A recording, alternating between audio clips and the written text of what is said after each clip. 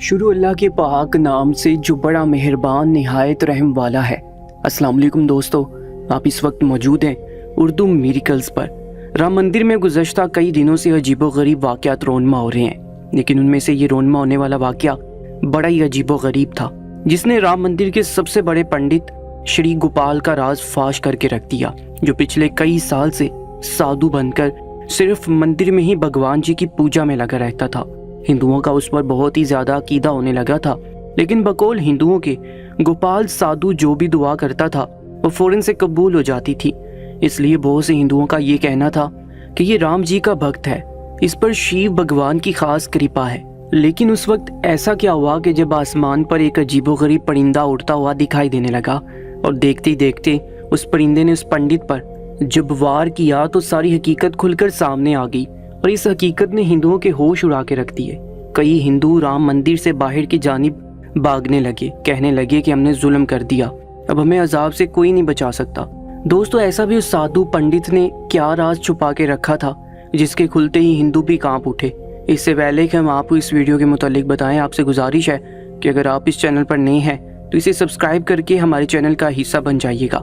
दोस्तों, ये वाकया पीर की सुबह को रोनमा हुआ जब राम मंदिर के सबसे बड़े पंडित श्री गोपाल साधु अपना जाप करने में मसरूफ थे। जब से राम मंदिर का इफ्तिताह हुआ था, लोगों का एक तांता सा बंध गया था। छोटे छोटे गांवों, कस्बों और शहरों से लोग राम मंदिर को खास तौर पर देखने के लिए आते थे। राम मंदिर में आने की एक वजह यह भी थी कि इसे मस्जिद के मुनहदम होने के बाद तमीर किया गया, इसलिए लोगों के दिल में कहीं ना कहीं ये बात घर कर चुकी है कि मस्जिद को शहीद करके उस पर तमीर होने वाले राम मंदिर पर कोई आफत या मुसीबत तो नहीं आ रही, लेकिन मंदिर में होने वाले वाकयात को जिस कदर हो सकता है छुपाया जा रहा है। और राम मंदिर में आने वाले लोगों की दूसरी वजह पंडित श्री गोपाल साधु था, जिस वजह से मशहूर था कि उसकी मांगी की दुआएं रद्द नहीं होती। वो जिसके लिए हाथ उठाकर दुआ करता है उसका काम बन जाता है। दुखी इंसानियत उसे अपना नाखुदा समझने लगी थी। राम मंदिर में लोगों का हर वक्त तांता सा बांधने लगा था और ये सब देखकर लोगों को ये लगने लगा कि राम मंदिर में बहुत ज्यादा चहल पहल होने लगी है। लेकिन सोचने वाली बात यह थी कि आखिर वो पंडित ऐसा भी क्या करता था कि जिसके लिए जो भी मांगता वो पूरा हो जाता। वहां पर लोग आने वाले कोई अपनी कम मायगी का रोना रोते तो कोई अपनी मशूक से शादी करना चाहता, और जब वो उस पंडित गोपाल साधु से दुआ करवाता तो अपनी दुआओं को पूरा होता देखकर लोगों का यकीन और भी बढ़ने लगा। हर तरफ राम मंदिर के गुण गाए जाने लगे। ये देखकर नरेंद्र मोदी भी बहुत खुश था कि लोगों का यकीन अब राम मंदिर पर पुख्ता होने लगा। राम मंदिर का बोलबाला पूरे भारत में हो जाएगा और लोग ये समझेंगे कि बाबरी मस्जिद को मुनहदम करके बनाए गए राम मंदिर पर मुसलमानों के रब का कोई भी अजाब नहीं उतरा, बल्कि उसका तो बोलबाला पूरे भारत में गूंज उठा है। भारत के मुसलमान इस तरह की बातों पर कान धरना छोड़ चुके थे। उनके दिल मगमूम थे, लेकिन लब पर कफल बांध रखे थे। लेकिन दिल में यही दुआ थी कि अल्लाह ताला अपना कोई करिश्मा दिखा दे ताकि उन्हें हिंदुओं के भी मुंह टूट जाएं। उनके दिल में अल्लाह ताला की किबरियाई और भी ज्यादा बढ़ जाए। पंडित गोपाल साधु बहुत जल्दी मशहूर हो गया था, लेकिन उसका असल राज कोई नहीं जानता था। लोग उसे मानने लगे थे, बस नहीं चलता था कि उसका भी एक बुत बना के उसकी पूजा करनी शुरू कर दी जाए। और उस शख्स को भी अपनी शोहरत का जब ठीक से अंदाजा हुआ तो उसका घमंड और गरूर और तकब्बुर भी परवान चढ़ने लगा। उस साधु की बहुत शोहरत थी कि वो बहुत ताकत रखता है। उस इलाके में एक बुजुर्ग मुसलमान भी रहता था जिसे कि बाबरी मस्जिद के शहीद होने का दुख था। जब उसने साधु के बारे में ऐसी बातें सुनी तो रब के हुजूर दुआ करने लगा कि उसका असल रूप दुनिया को नजर आ जाए और तो कुछ ऐसा करिश्मा कर दे परवरदिगार कि उन हिंदुओं को अपनी गलती का एहसास हो जाए। अगले रोज दोपहर 12 बजे तक अच्छी खासी धूप थी, लेकिन 1 बजे मौसम के तेवर बिल्कुल बदल चुके थे। लग रहा था कि तूफानी बारिश हो जाएगी। काले बादल आसमान को घेर चुके थे। वो साधु मंदिर के बड़े से सहन में बैठा लोगों के मसाइल सुन रहा था। काले बादल देखकर लोग परेशान थे कि अगर बारिश होगी तो उन्हें उठना पड़ेगा, वापस जाना पड़ेगा। उनमें से एक ने उस मंदिर के साधु से कहा कि आप तो हर चीज पर कादिर है, ऐसा करें कि इन बादलों से कहें कि आज बारिश ना बरसाएं और ये बादल वापस चले जाएं ताकि हम लोग अपने मसाइल आपसे हल करवा सके। ये सुनना था कि वो पंडित साधु बदवास हुआ था। वो कहने लगा कि ये तो भगवान की मर्जी है, मैं क्या कर सकता हूँ। लोग कहने लगे कि आप तो भगवान जी के भक्त हैं, आपकी दुआएं कबूल होती हैं, आप जिस मसले को भी हवा में पुकार कर कहते हैं कि हल हो जा तो वो हल हो जाता है। तो क्या मजायका है कि इस बारिश को भी रोक दें। ये सुनकर वो परेशान होने लगे, क्योंकि जो काम वो कर रहा था उसका राज वही जानता था।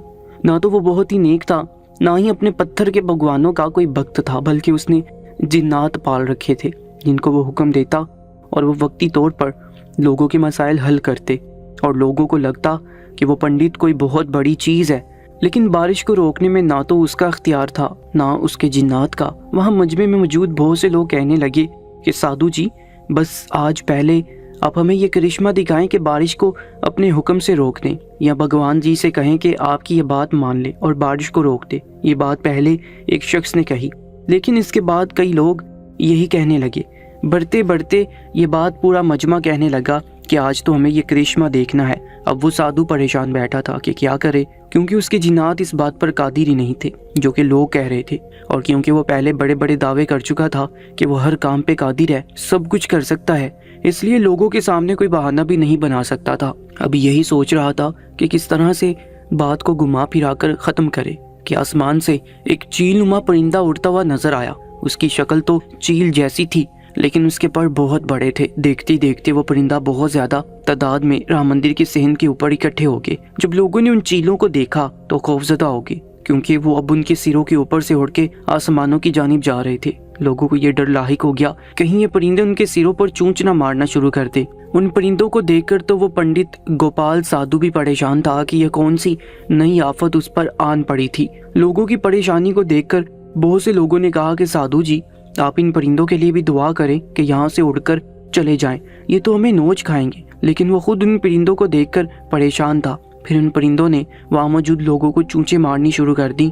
जहाँ वो परिंदे चूंच मारते वहीं से खून बहने लगता। 2-4 चूंचे उस पंडित साधु के सर पर भी लगी थी, तो वो चिल्लाने लगा, क्योंकि उसके माथे और सर से भी खून निकल रहा था।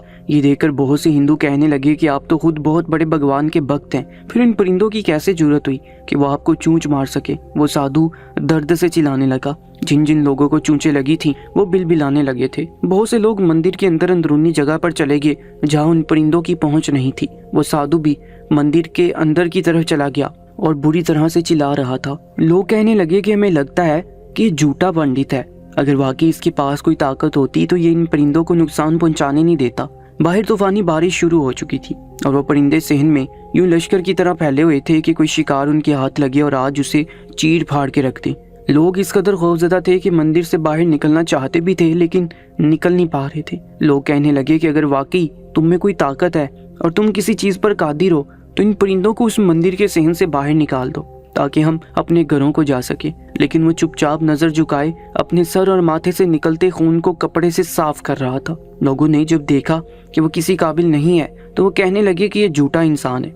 एक शख्स ने कहा कि मुझे तो लगता है कि जैसे इसने जिन्नात पाल रखी हैं, ये वक्ती तौर पर लोगों के मसाइल को हल करता है, क्योंकि जब मैं पहले इसके पास अपना मसला लेकर आया था तो वक्ती तौर पर मेरा मसला हल हुआ था, लेकिन चंद दिन बाद मैं फिर से अपने इन्हीं मसाइल में घिर चुका था। लोगों ने उस शख्स को बुरा भला कहना शुरू कर दिया। बारिश रुक चुकी थी और लोगों के जहन भी बदल चुके थे। अब उस पंडित गोपाल को मगलियात बकते हुए मंदिर से बाहर जा चुके थे। जैसे उसका राज फाश हुआ, उसने भी अपना बोरी बिस्तर बांधा और मंदिर से निकलकर मुंह छुपाने के लिए किसी छोटे से कस्बे में जाकर रहने लगा। ये शख्स नरेंद्र मोदी के कहने पर साधु बनकर वहां पहुंचा था। ये शख्स काले अमलियात कामिल था और जिन्नात से उल्टे सीधे काम करवाने का माहिर था। नरेंद्र मोदी का ये वार भी खाली चला गया। लोगों ने उस साधु को जलील और खार करके वहां से निकाल दिया। बहुत से लोगों का ये भी कहना था कि शायद ये पैदर पे राम मंदिर पे होने वाले वाकयात बाबरी मस्जिद के शहीद होने की वजह से पेश आ रहे हैं, लेकिन ऐसी खबरों को छुपाया जा रहा है। शायद इस वीडियो को भी डिलीट करवा दिया जाए, इसलिए इसे जितना हो सके शेयर कीजिएगा। और अगर अभी तक आपने चैनल को सब्सक्राइब नहीं किया तो सब्सक्राइब करके साथ मौजूद बेल आइकन पर भी क्लिक कर लीजिएगा, ताकि हमारी तमाम नई वीडियोस की अपडेट आपको सबसे पहले मिलती रहे।